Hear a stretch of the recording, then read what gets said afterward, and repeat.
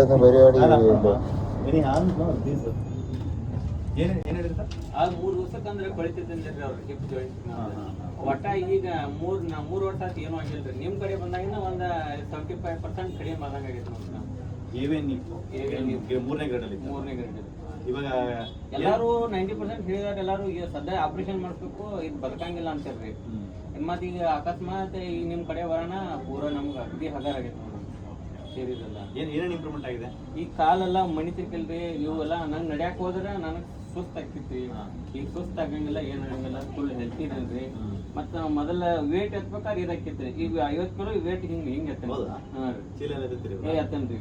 ಮತ್ತೆ ಮೊದಲ 4-5 ತಾಸು ಕೆಲಸ ಮಾಡೋ ಸುಸ್ತು ಆಗ್ತಿತ್ರಿ.